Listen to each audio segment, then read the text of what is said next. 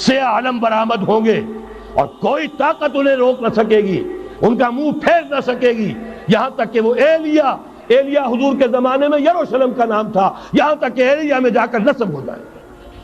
گویا کہ یہ جو ہمارے ہاتھ سے نکلا ہے قبضے سے، پہلے بھی عربوں کے ہاتھوں سے نکلا تھا بیت المقدس، یروشلم، عرب واپس نہیں لے سکے تھے۔ کرد خون صلاح الدین ایوبی اس نے واپس لیا، عربوں میں دم نہیں رہا تھا، عیاشیوں کی وجہ سے کھوکھلے ہو چکے تھے۔ میں تجھ کو بتاتا ہوں تقدیر امم کیا ہے، شمشیر و ثنا اول، طاؤس و رباب آخر۔ یہی وجہ ہے کہ تقریباً 20 صدی کے بعد ان کی حکومت ختم۔ آشمارا حق بود گر خون بارد بر زمین، بر زوال ملک مستعصم امیر المومنی۔ یہ ہوا کہ نہیں ہوا؟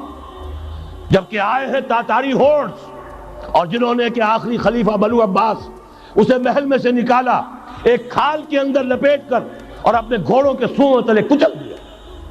عرب معزول کر دیے گئے تھے، لیکن اب دوبارہ عربوں کو جب سہارا ملا ہے، لیکن اب بھی انہوں نے کہیں اسلام قائم نہیں کیا۔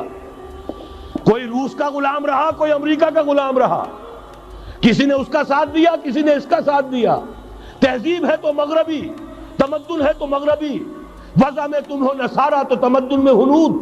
یہ مسلمان ہیں جنہیں دیکھ کے شرمائے یہود۔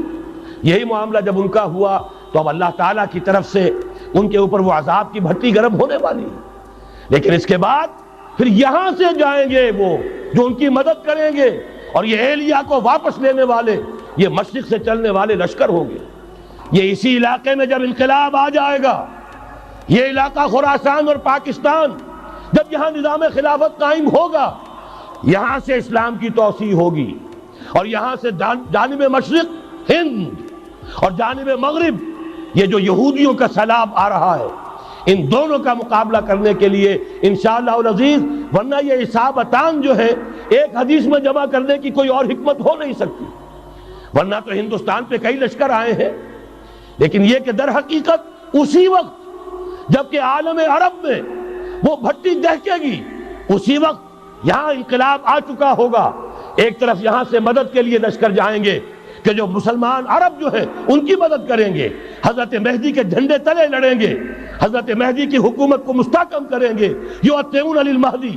دوسری طرف وہ ہندوستان کی طرف پیش قدمی کریں گے، اور یہیں سے جیسے اس وقت سیلاب نکلا تھا جزیرہ نما عرب سے، ایک داہنی طرف ایک بائیں طرف، ایران، افغانستان، ترکستان، ادھر مصر، لیبیا، الجزائر، مراکش، موریطانیہ، اسی طریقے سے انشاءاللہ اسی علاقے سے اس کا آغاز ہوگا اور بات آگے بڑھے گی۔ تو غرب اصل حاصل کیا ہے؟ یہ ہونا ہے، پچھلے آثار ثابت کر رہے ہیں کہ ہونا ہے، حضور کی احادیث بتا رہی ہے کہ یہیں سے ہونا ہے۔ ہوا صرف یہ ہے ہم بھٹک گئے، ہمیں اپنی منزل یاد نہ رہی۔ میں تو بہرحال ان لوگوں میں سے ہوں جنہوں نے نعرے لگائے تھے پاکستان کا مطلب کیا، لا الہ الا اللہ۔ میں سن 46 میں یہاں حبیبیہ ہال میں قائد اعظم نے مسلم اسٹوڈنٹ فیڈریشن کے جس اجلاس کو خطاب کیا تھا، ضلع حصار سے جو 2 ڈیلیگیٹ آئے تھے ان میں سے ایک میں تھا۔